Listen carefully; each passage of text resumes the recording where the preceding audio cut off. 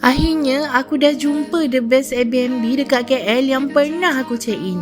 Kali ni aku nak share dengan korang experience aku check in Airbnb dekat KL berlatar belakangkan pemandangan bandar KL. Sekaligus korang boleh nampak KLCC daripada unit ni tau. Tengok sampai habis kalau korang nak tahu nama Airbnb ni dan macam mana korang nak booking. Bila aku masuk-masuk je unit ni, automatic aku rasa macam ada dekat dunia lain ya. Dia punya decoration sangatlah cantik and instagramable. Dan masa aku booking tu, aku pilih bilik yang ada 2 bedroom and 2 bathroom. Bilik master dia ni sangatlah luas dan selesa. Kalau korang booking unit ni, korang akan dapat 1 katil queen. Dan korang tak payah risau sebab dia ada juga sediakan bantal and toto lebih. Dalam master bedroom ni juga, of course lah dia ada sediakan sekali attached bathroom yang besar and bersih. Selain daripada tu, dia juga ada sediakan almari untuk korang letak pakaian korang nantilah. Dan yang ini pula bilik kedua dia. Dalam bilik kedua ni, korang akan dapat 1 katil queen and bilik ni dia taklah terlampau besar sangat tapi selesa untuk 2 orang. Bilik kedua ni juga ada sediakan attached bathroom yang sangat besar dan bersih. Oh ya, kedua-dua bilik dia ni dah lengkap dengan aircon tau. Yang ini pula bahagian dapur dia. Dapur dia jenis open space tau. Aku paling love sekali design dapur dia ni. Paling penting dia dah sediakan sekali dengan peralatan dapur macam microwave, peti sejuk and water filter. So kalau korang check in sini, korang dah tak payah nak susah-susah nak angkut air mineral berbotol-botol lagi dah. Ruang tamu dia pula connected je dengan ruang dapur dan ruang makan. So walaupun unit ni taklah besar mana, tapi sangat selesa untuk korang stay setakat 4 ke 5 orang. Dekat ruang tamu dia dah sediakan sekali dah dengan sofa, kerusi untuk korang lepak-lepak dan healing-healing dengan kawan ataupun family sambil layan view bandar KL. Dekat ruang tamu ni pun disediakan aircon sekali tau.